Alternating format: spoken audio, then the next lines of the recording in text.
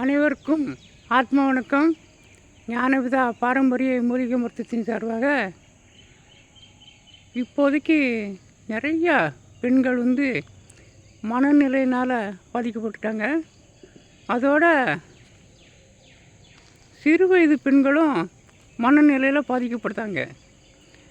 இதுக்கெல்லாம் காரணம் பித்த நோய் அதிகரிப்பு அப்படின்னு நம்ம சொன்னாலுமே உணவு பழக்கங்களும் நிறையா நம்ம தாய் தந்தையர்களே மாற்றிட்டு வராங்க. இன்றைக்கி வசதி இருக்குதுன்னு சொல்லி ஒரு இடத்துல இப்போ எனக்கு தெரிஞ்ச அளவுலாம் வசதி இருக்குதுன்னு நிறையா பேர் பார்த்திங்கன்னா 3 தரமும் ஹோட்டலில் சாப்பிடுறவங்கெல்லாம் இன்றைக்கும் இருக்காங்க. அதுபோல் தண்ணி மாற்றம் எல்லாமே மாறிக்கிட்டு வருது. அதாவது வெயில் படாத தண்ணியும் சந்திர ஒளி படாத தண்ணியும் பயன்படுத்தக்கூடாதுன்னு பொதுவாக இருக்குது. படங்கள்லே பார்த்திங்கன்னா சூரிய படம், சந்திர படம், அமாவாசை படம், பௌர்ணமி படம் அப்படின்னு சொல்லி இருக்குது. அப்போது ஒன்றுக்கும் ஒரு பிரபஞ்சத்தில் ஒன்றுக்கும் சக்தி அதிகமாக இருக்குது. நீங்கள் நம்ம தண்ணியே பார்த்திங்கன்னா நம்ம புறமே ஃபில்டர் பண்ணி தான் நம்ம சாப்பிட்டுட்ருக்கோம். அதனால் தண்ணி வகை நம்ம நிறையா ரொம்ப கவனம் செலுத்தணும்.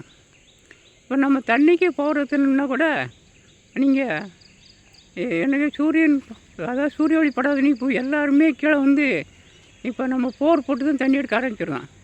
அப்போ அந்த தண்ணிக்கே நம்ம பவர் ஏற்றணும் அப்படின்னா ஒரு நல்ல நம்ம செம்பு பாத்திரத்துலேயோ இல்லையோ மண் பாத்திரத்துலேயோ தண்ணியை நல்ல வெயிலில் வச்சு நம்ம அதை பயன்படுத்தலாம்.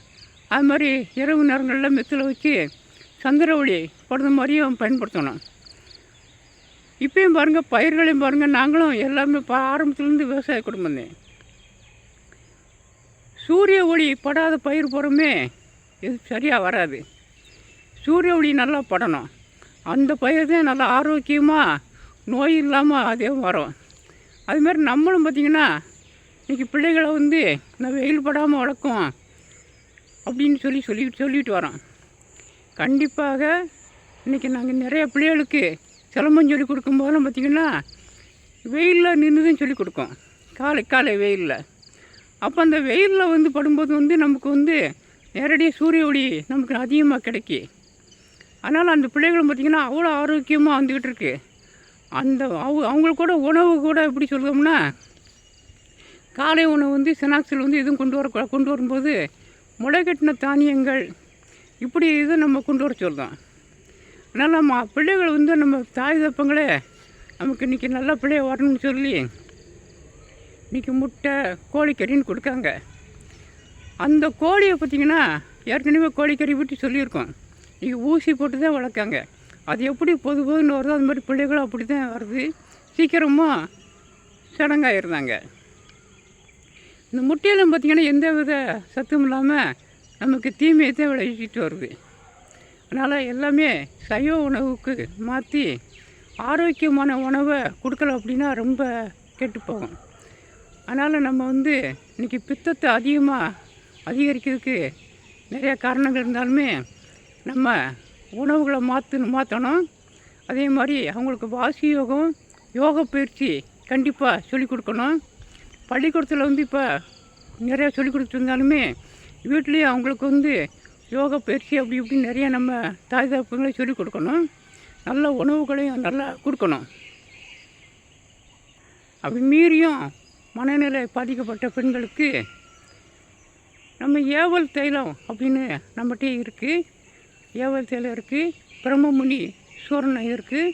இந்த பிரம்மமுனி சூரணத்தை சாப்பிட்டுக்கிட்டு இந்த ஏவல் தைலத்தையும் தேய்ச்சி குளிச்சுட்டே வந்தாங்கன்னா அந்த பித்தம் சம்மந்தப்பட்டது அத்தனையும் மாறி அந்த பைத்தியம் எல்லாமே தீந்துடும். அதோட அந்த மூளையை வலுவுண்டாக்கக்கூடிய நம்ம திப்பிலியில் போட்ட, அதாவது வல்லாரையில் ஊற வச்ச திப்பிலி இருக்குது. அதெல்லாம் சேர்த்து சாப்பிடும்போது பித்தம் சம்மந்தப்பட்டது புறமே சரியாக போயிடும். அது ஏற்கனவே நம்ம வீடியோவில் நிறையா போட்டிருக்கோம். இருந்தாலும் இன்னொருக்கவங்களுக்கு நான் போடுறதுனாலும் நம்ம தெளிவாக செய்முறையோடு நாங்கள் போடுறோம். அதனால் பித்தம் சம்மந்தப்பட்ட உணவுகளையும் தவிர்த்துட்டு நல்லா ஆரோக்கியமாக இருக்குது பாருங்கள். நம்ம ஒவ்வொரு வீடியோவில் நமக்கு வந்து ஆரோக்கியம் தான் நமக்கு முக்கியம். அதனால் நம்ம வீடியோ தொடர்ந்து பார்த்துட்டு வாங்க. நிறைய உங்களுக்கு ஆரோக்கியம், அதாவது இயற்கை உணவு, காய்கறி மருந்துகள்னு சொல்லிகிட்டே வரோம். இப்போ நம்ம வீடியோ பதிவு பண்ணி பார்த்துட்டே வாங்க. நன்றி, வணக்கம்.